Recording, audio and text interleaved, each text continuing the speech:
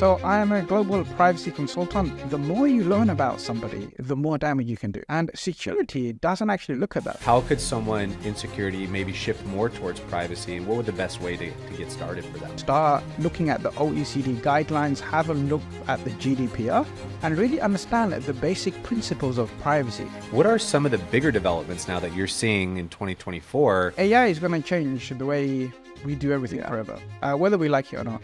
So the key is to be part of the solution. How you built it from 0 followers to where you're at now, which is 26,000 organic LinkedIn followers. The more I started working on my brand, the more I started sharing valuable information, my unique approach, what I'm doing, why I'm doing those things, the more it's easier it's become to actually do business. And in fact, it's got to a point now where a lot of the business is actually inbound. How do leads kind of come in for you? But the moment you go on video, then people actually get a sense of how you hold yourself, the tonality that you use, how you come across. And people actually connect because we're emotional beings. You're breathing vitality now into that same 7-step checklist, but you're putting your own take to it.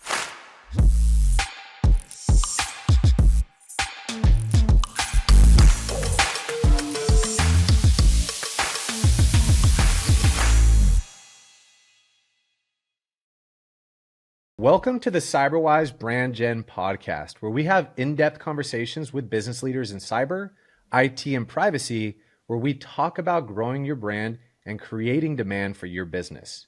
I'm Alano, and today on the podcast, we have a highly regarded guest on the show. He was named the King of Data Protection by the BBC. He is the author of the best-selling book, The Easy Peasy Guide to GDPR. And he is also the founder and host of the Privacy Pros podcast, which is the #1 privacy podcast and the podcast to launch, progress, and accelerate your career as a privacy pro. Please welcome to the podcast, Jamal Ahmed. Thank you so much for having me, Alano. It's an absolute pleasure to be here. It's an honor to have you on the show. I feel like I have a decent understanding of your background. You know, we've talked a few times, but if there's anything that I kind of missed in that introduction, because I do know you're operating 2 brands, so to speak, with 2 businesses, I'd let you give a little more of your background. Yeah, thank you. So I am a global privacy consultant. That's pretty much what we do at KZN Privacy Experts. And as part of that, one of the things that we found was the teams that clients had didn't have the privacy education, the know-how. They might have had the legal degrees, the legal backgrounds and the certifications, but they didn't actually know how to take that and what to do with it. They knew what the requirements were, but how to go and actually operationalize those was what was lacking. And so we had a lot of demand for people saying, can you make this easy peasy? Can you help our staff to make sure they know what they need to do? And as consultants, we say the best way to add value is to make sure that we work ourselves out of a job. That's how you know you've done a great job, right? You empower the client, you empower the team to do what they need to do. And so we started delivering really practical and pragmatic training. And some of the mentees, some of the interns that we was working in the case of consultancy at the time, they really valued that. And it was like, we should offer this to more people. So we set up Privacy Pros Academy, which then takes that same pragmatic, tailored approach to training and privacy education. And we started offering it to other people. Now, there's a whole other story behind the Privacy Pros Academy and the vision that we're trying to achieve and what we're trying to do with the brand. And we can go into that a little bit later on. So we've got the training side and we've got the consultancy side, and that kind of go really well together. So we can actually go in and look at the program, help the clients with what they need, but then also make sure that their team or new recruits are empowered to actually then take over and make sure they're protecting their reputation, making sure they're meeting the expectations of their stakeholders and making a greater impact. That's awesome. And is there a particular industry or company size that you see yourself, better equipped to serve, or is it more widespread? So earlier, we used to support the smaller, medium-sized companies, and we used to really go in and do a lot of the heavy lifting for them.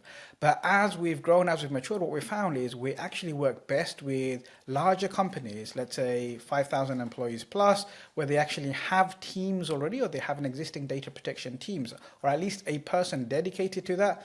And what we do really well is go and work with them to collaborate and support them and help them to actually develop that program. or come in and solve a specific problem that they might not be equipped to deal with. So that's where we found is the best positioning for us, and to be able to help clients the most, to make the biggest difference, is actually where they already have a dedicated team or a dedicated person who is actually focusing on those, and then going and working with them and supporting them, rather than trying to go into a company where they don't have the existing team or the existing structure there, and then trying to implement something, because we can go and do the work, but when we leave, there's no one really there equipped to know how to take that.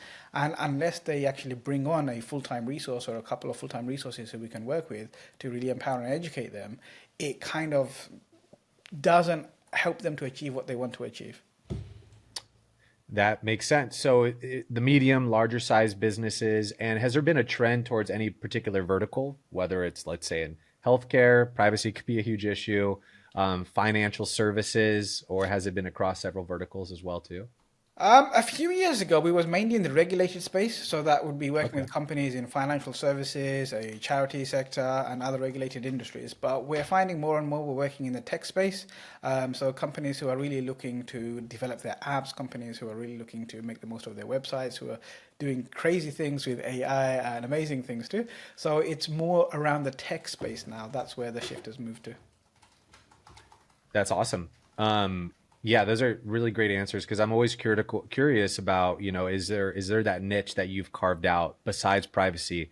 How can we go, a mile deep instead of just a mile wide, which a lot of security, IT, privacy providers probably do, is they spread themselves too thin. And it sounds like you have kind of carved out a niche in a lot of ways too. For the people that aren't completely clear in the difference of, let's say, privacy versus security, where those spaces may converge, can you kind of give us a layman's kind of term breakdown of the differences between security and privacy, and maybe why you lean more towards privacy? Yeah, that's a great question, Malado. Thank you for asking. So look, the way I see it is data protection is like an umbrella. And underneath the umbrella, you have two sides, the security and the privacy. And the best way to perhaps explain this is to take you on a journey. So when you go home, how do you get through your front door? You have a set of keys. Maybe you have two keys to get through the front door, right? What does that front door actually do, and why do you put locks on it? That's security. You don't want people to come into your space to destroy things, to take your belongings away, to mess up your environment, to take the things that are valuable to you. And you don't want them to invade your territory either. So that's security, stopping people from coming in and taking things away, or stopping people from coming in and causing damage. But at the same time, once you shut the door, you go to your window and you do your blinds. Why do you have blinds on your window? Why do you have different rooms in your house? And even in those rooms, why do you have doors? Why do you have a shower screen? It's because you don't want people to see the things that you have and to see the things that you're getting up to. And that's what privacy is all about, is stopping people from seeing those things. So for example, let's say you've got a house made completely out of glass. It's completely bulletproof. But everyone can see in. Even when the planes are going up, if it's a clear day, they can see into your house. So although you would feel very secure that no one's coming in and no one can shoot you, and you're very bulletproof, you still feel very uncomfortable because everybody can see everything that you're doing. And that doesn't give you that sense of security, that peace, that tranquility that you need. So for us to be able to have data protection, we need that protection to know that no one's going to come in and take our things away or destroy the things. But we also need to know that no one's actually watching and spying and interfering with us and everything that we're doing. And so that's what privacy is all about, is making sure you have that confidentiality, making sure you have that freedom over your own space, over your things. So only the people that you want to share those things with get to see what you're doing with it. And that's where privacy comes in. And the reason I geared more towards privacy rather than security is because when it comes to privacy and you look at how we are moving towards a more digital economy, the more you learn about somebody, the more damage you can do. And security doesn't actually look at that. So for example, let's say if I take your phone, yes, there's security on that, which means I can't get into it physically. But I can place a cookie from anywhere in the world if you've landed on my website or if you open my email. And with those cookies, I can actually start harvesting tons of information about you. And if I can actually see what you're doing, how long you're spending on certain websites, which apps you're on, how long you're spending on WhatsApp, how many messages you're sending, which groups you're in, who you're sending those messages to, how frequently you're replying to some messages, and how you're not so frequent with others, I can build up a really good picture of you and really get to know you intimately. In fact, probably better than most of your friends and family members. And then I can use that information to manipulate your decisions, to polarize your views. And I can start causing a lot of, I can have a huge impact and an influence on and shaping the way you think and the actions that you take and the things that you do. And a few years ago, you might remember that there was accusations of polarization of the US elections, where Russia was flooding with fake news. Now, they knew, based on what people were liking on Facebook, how to actually influence them, either to go and vote for the candidate that they wanted, or not to even bother turning up at all. So there's two ways you win an election, right? One is to get more votes than the other person, or the second way is to make sure the other person gets less votes than you by stopping the people who would otherwise support them go. And so if you go in and throw disinformation, if you go in and talk about issues that you know this person's going to be interested in, show how that candidate is actually not for you, then it might just mean that you don't even bother turning up at the ballot box. Right? So we can see that it can have a huge impact on democracy, on society, but as individuals, the choices that we make, the things that we choose to consume, all of those things have a huge impact on the way we live, the experience that we have. And for me, it's important that every woman, every man, and every child has freedom over their personal information, so they're free to make those choices without undue influence. And what I wanted to do was be part of the solution as we move towards more evolving technology, as we move towards getting artificial superintelligence, to make sure that individuals and companies alike are empowered to make sure that they're doing those things ethically. So technological advancements are actually going to enhance our lifestyles rather than taking us down a very dark place. And if that isn't already your mission statement, I think it could be. That's really awesome, right? Like having that vision and being able to carry that out. I could see how that's a driving force behind a lot of your efforts, right? That's huge. There's going to be, I think, a lot of developments in the artificial intelligence space, as we've both seen, that are going to make privacy even more challenging, right? The algorithms are going to get smarter. Information is going to be fed to us in a way that's so overwhelming and so addictive that we can't help but to consume it. And it is going to shape our reality. I don't deny that. I'm guilty of that myself. When I talk to other people and I'm like bewildered that they're not so aware of what I'm engaged with, as if that's everything around me, right? That's where privacy comes in, and kind of managing and monitoring how much of that we get served and how invasive it can be. We have to, we're losing kind of autonomy or agent of our own reality and living in these bubbles, right? So that's really interesting to hear. And what I'm kind of curious of, what are some of the bigger developments now that you're seeing in 2024 in this field with privacy in general, whether it's related to AI, any other technology that's coming out that are going to really make a big impact this year? Yeah, so there's so much happening. The biggest shift that we see is different parts of the world is bringing in data privacy and data protection laws. So, for example, in the US even, you have more and more states bringing in their own set of data privacy laws because they're fed up of waiting for a federal one. In California, you had the CCPA, but then now you've got the CPRA that gives more rights to individuals. And what we're seeing is the enforcement of that was meant to be delayed, but there was a recent court ruling that said, hey, it was the will of the ballot, so therefore we're going to overturn the delay on enforcement, and the agency can start enforcing straight away. So we can see there's a public shift towards people actually valuing privacy more, so much so that companies like Apple and Amazon, they've stopped telling you about their features, they've stopped telling you about how much, what the value for money is in the tech, and they're saying, hey, buy our product, do business with us because we value your privacy. So we can see there's a public shift towards privacy. But then when you have generative AI, which is creating things, and you have all of this stuff going on in the media with Taylor Swift and the deep fakes of the adult content, you can see it's actually causing real concerns for people. And even from a justice point of view, we now are confused with evidence, whether it's actually real footage or whether it's something that could have been fabricated.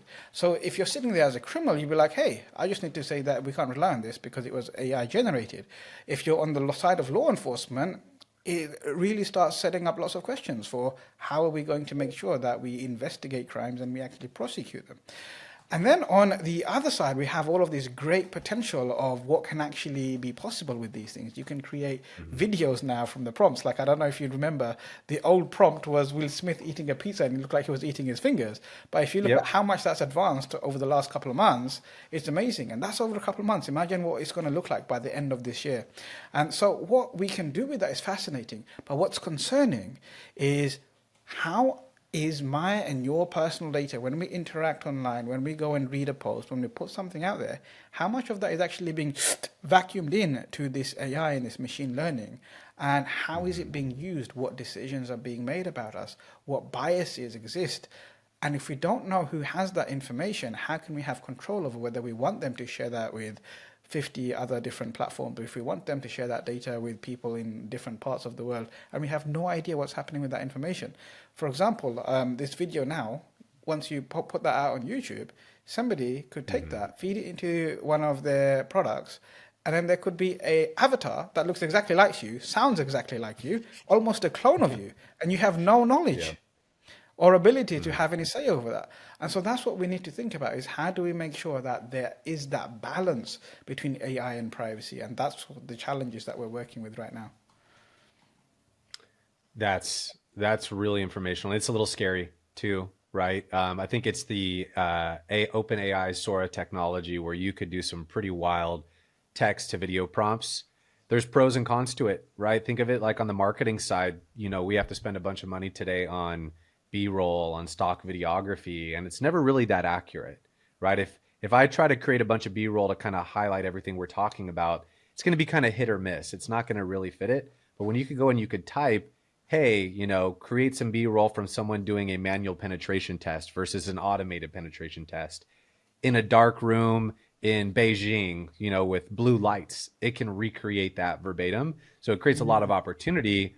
But I think all the bad actors out there see the opportunity on their side to do, pretty malicious things with that content. So it is going to have to be, I think, very highly regulated. It hasn't really come out yet. We're seeing kind of like little teasers of it, but it's both kind of scary and then a little exciting. And we'll have to see how it all kind of rolls out. Now, Yeah, I mean, look, go ahead. Yeah. the key point is AI is going to change the way we do everything forever, whether we like it or not. So the key is to be part of the solution and say, look, we understand these changes are coming, but how can I do my bit to make sure that I'm playing a valuable contribution into how society and how the future is shaped when it comes to actually AI? And that's one of the key challenges that not just cybersecurity professionals, but also privacy professionals, all data protection professionals need to solve now, is making sure that ethics are built in to the design of all of those new exciting advancements that we see. Absolutely. Absolutely. And I had one more question down the kind of lines of privacy before we get into talking about brand and marketing a little bit. Yeah. Is if someone is in security today and they're thinking of going more down the path of privacy because it's really interesting to them, and there's a lot of opportunity obviously blossoming, how could someone in security maybe shift more towards privacy, and what would the best way to get started for them? That's a great question, and we're seeing more and more security professionals, people with background, with a really strong technical background, getting more and more fascinated into coming into the privacy ops and the privacy engineering. So I think the first thing to do would be really to start looking at the OECD guidelines, have a look at the GDPR, and really understand the basic principles of privacy. And if you look at different privacy laws around the world, you see all of them are inspired by either the GDPR, but the GDPR was actually inspired by the OECD. So read the OECD guidelines, and it'll give you a really good understanding of the principles that you need to apply. And one of the principles that you find is confidentiality, integrity, and availability. And that's your CIA triad from your cybersecurity background. So you can add some real value and work with privacy lawyers, privacy engineers, privacy ops guys to really bring what you already have to the table, add the privacy regulatory know-how on top, and you could really position yourself as an expert, someone who's actually goes beyond the privacy lawyers who know the legal stuff but not the technical stuff. And that's where you can say that's where you come in the intersection of security and privacy ops, and that's where you can carve out a niche. And we need more great people like that in the market today. There isn't enough great people with that technical know-how. Well, the benefit being that security people usually have a really strong work ethic because they're working around the clock, right? Sometimes they're burnt out, and that's why they're looking at a new way to kind of, transition into a new space, but not letting go of all of that technical experience that they have as well too. Let's shift gears a little bit and talk about what interested me initially in reaching out to you, which I was really intrigued by, which is the personal brand that you built for yourself, which is a brand you've built for your companies, and the following you've amassed on LinkedIn. And followings are equivalent on LinkedIn to like an email list that has been like opt-in. People look past the fact that a LinkedIn following is an opt-in. People are surrendering their anonymity and saying, hey, Jamal, I'm John Smith. I have now followed you. You can now serve up content to me. It's going to show up in my feed organically. You don't have to pay for that. So I wanted to get a little bit of background first on what you define as a brand, right? Whether that's your personal brand or your company brand, and then how you built it from 0 followers to where you're at now, which is 26,000 organic LinkedIn followers. Yeah. So to me, when I think of brand, what I think about is what do I want people to think about when they think of me or my personal brand? And that's how people feel when they think about you. So that's what branding means to me is how does somebody feel when they hear your name, when they think about you, or when they think about your company, if we're talking about company brand. And I think that's the most important thing. And regardless of who you speak to, what you'll find is brands that build trust are the brands that are going to lead the way in the future and the brands that are going to stick around. So how do you create a brand that is actually trustworthy? And that's why you'll see more and more people are focusing towards individuals rather than what we saw in the 80s and 90s and maybe even the early 2000s, where just having a big name was enough. People are no longer interested in big names, especially with the Gen Zs and the millennials. They're more interested in the people behind the brand, right? And so that's why you see more and more companies pushing their senior stakeholders, their boards, to actually show up on LinkedIn to get that organic following, which is the way to build trust. Because ultimately, people do business with people. You might do B2B, you might have B2B businesses, but no B2B entity has a life of its own where it can actually go and do business with somebody else. It's people that do people with business. It's people that do people with other people, and they bring those two businesses together, right?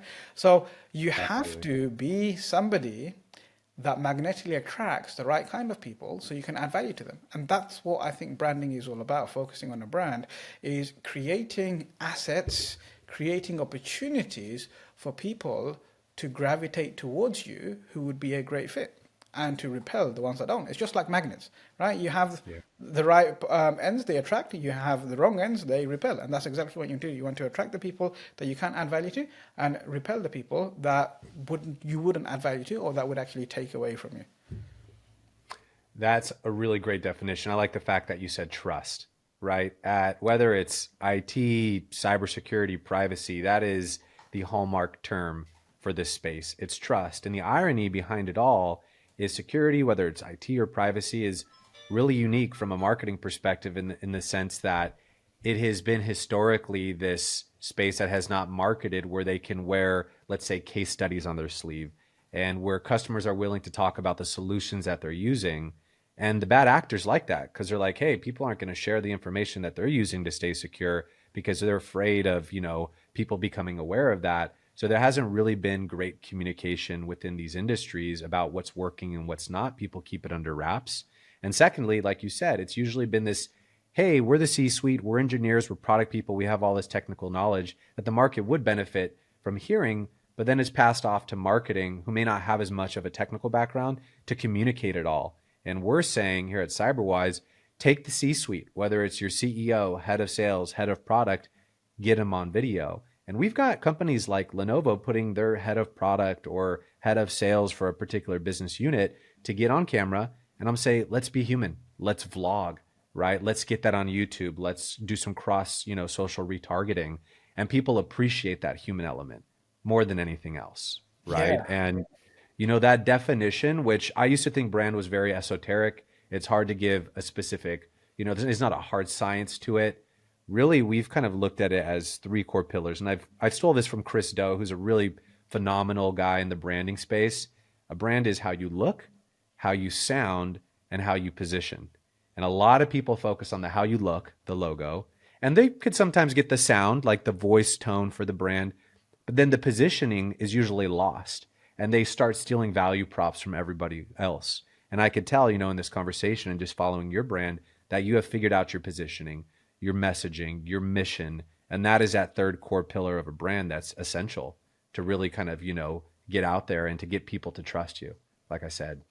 The other and last question I had really had in regards to how you have got traction online after you have built this following, how do you now see leads coming in? Has it changed from the traditional, hey, you go to our website, we ran an ad, and now you're going to fill out a form?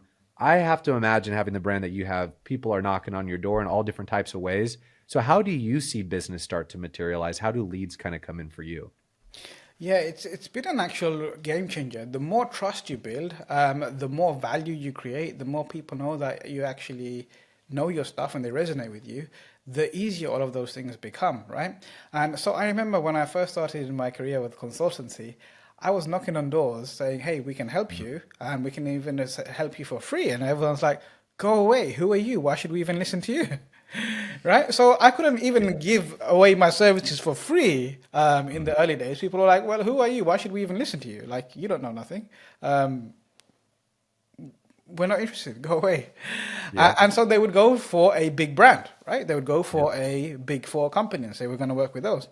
But the more I started working on my brand, the more I started sharing valuable information, my unique approach, what I'm doing, why I'm doing those things, the more it's easier it's become to actually do business.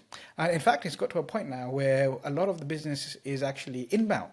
One of the things that you notice is none of my brands have actually ever paid any money in paid advertising. Right? We haven't needed to so far is because we've been very busy with the inbound leads and the kind of organic conversations that we're having. And that's all driven by that trust. That's all driven by people saying, hey, I resonate with you. I want to work with you. I want to find out a little bit more about what you do, or what you said was really interesting. We're looking for someone to come and help us. Can you help us? Can you come and do you know somebody who could? So it's a complete game changer when it comes to actually creating those relationships that then lead to an exchange of values where you can go and serve somebody and provide some value, or they serve you. But what's really been the catalyst, if you would, is other people recognize the value that you bring and they say, hey, how would you like to come and speak at our conference? We'll pay for all of your flights, we'll pay for all of your hotels. All we want you to do is come and engage our audience and talk about this topic for an hour or two.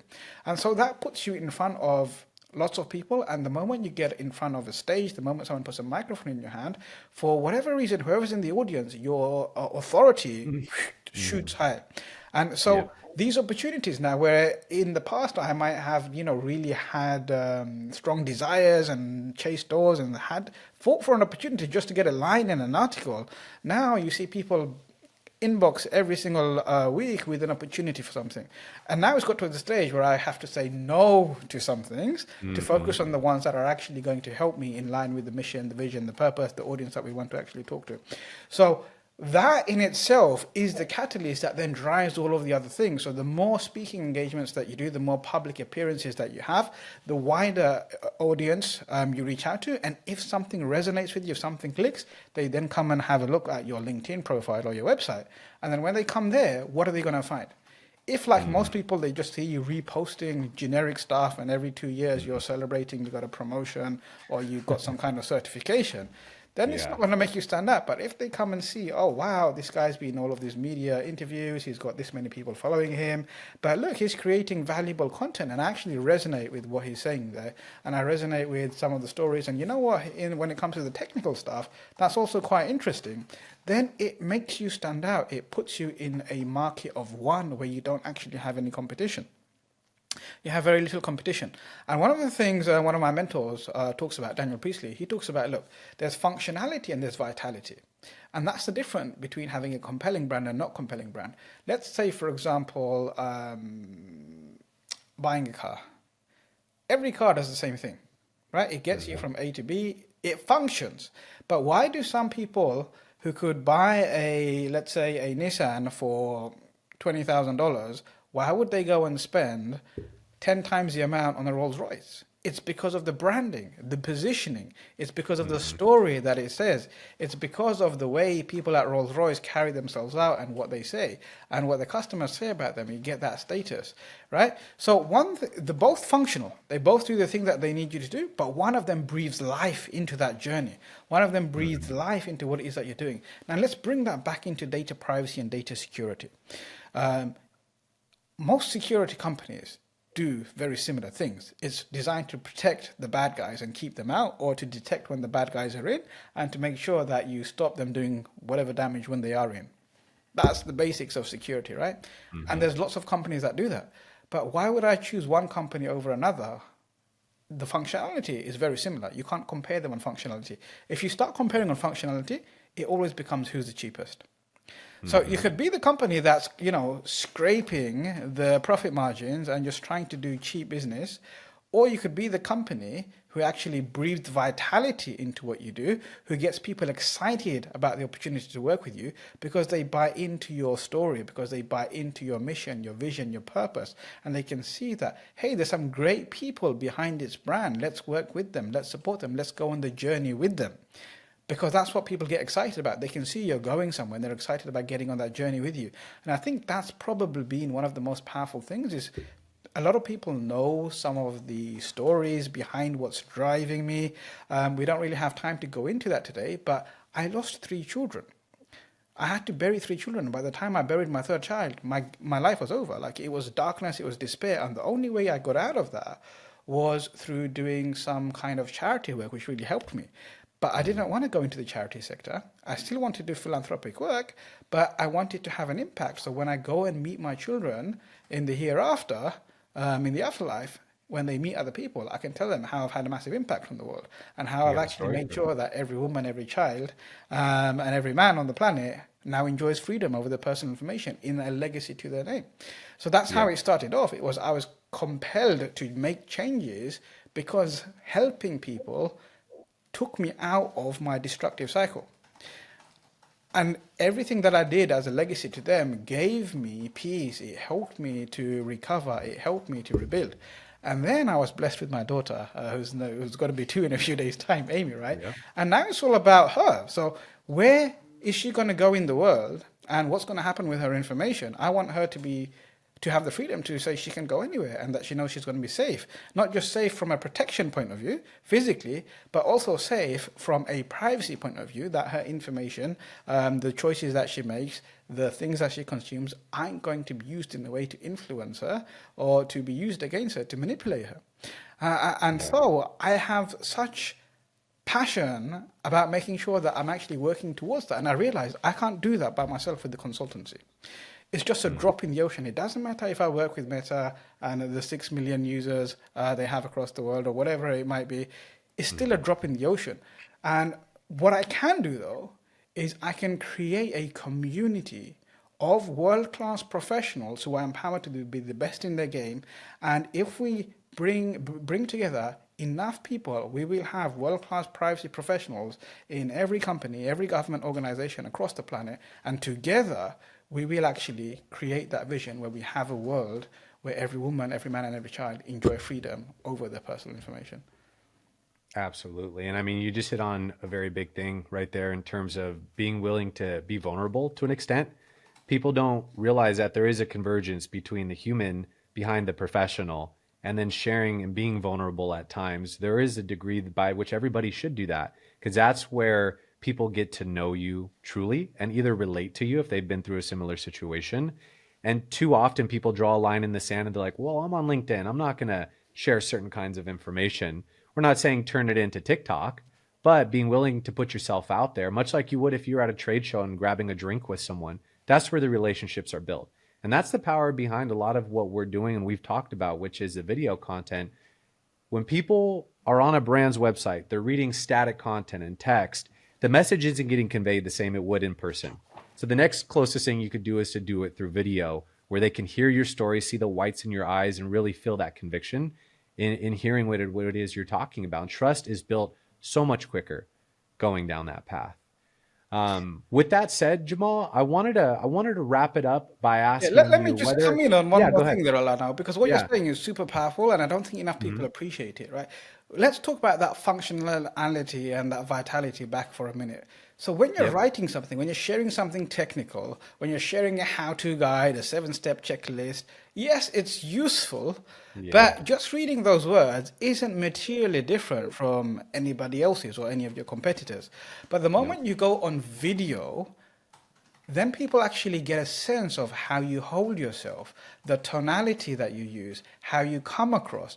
And people actually connect because we're emotional beings. You're breathing vitality now into that same 7-step checklist, but you're putting your own take to it. And so people are like, you know what? I like the way you describe those things. Or I like the way you don't use those complicated words and you make it easy, because you know what? We've got about 10,000 people and we just need somebody to come and break things down so we can actually make sure that, we're much more comfortable, that we're actually protected from the risks that we're trying to protect against. And you give people an opportunity to get to know you and your brand and breathe that vitality in, because they're going to make a choice anyway. Why would they choose you over somebody else? Because you stand out, you stick out, you resonate with them more. And at the same time, you want to push away people who you don't want to do business with, because those are the things that become the ones that drain all of your energy away from moving towards the goal that you've set out for yourself. That's such a good point. And I tell people who are a little apprehensive and, intimidated to maybe get on video, you don't need a fancy studio. You could do it from your phone. But when people are more concerned about, well, is the market going to receive my message well? Or are people going to like me? I tell everyone, even if 99% of the market is completely turned off by you, but there's a 1% that likes you and they're a loyal community or loyal following, even 0.1%, the market's so abound, that's more than enough opportunity. And maybe that means that you're being a little polarizing in some cases to get your message across. But sometimes you really need to shake people in the privacy space, in the security space, to get them to wake up. And so I just say, assume that if you're true to yourself and you're honest and you are trying to deliver value, you're not going to turn off more people than you actually get interested in is what it is that you're talking about. And you do that very well. You demonstrate that well. And that's why it's fun collaborating with you with content, because you put yourself out there, right? So that said, I wanted to kind of wrap it up and let people get the opportunity to reach out to you if there's something that you can help them with. So whether it's someone that may be in security or just get into privacy as a first leg of their career, or a business looking for a consultant, what's the best way to get in touch with you, Jamal? The best way to get in touch with me is reach out to me on my LinkedIn profile, have a look at some of the things I have to say, and if that resonates with you, then just drop me a DM or just click on one of my links and let's have a chat. Awesome. Well, guys, thanks for joining us on our episode with Jamal Ahmed today. Leave a comment below to let us know what you learned or any insights you found interesting. And share this with a colleague if you found it valuable. And do me a favor, subscribe to our show to keep connected and to get notified for more information that can help your career and your company. See you in the next episode.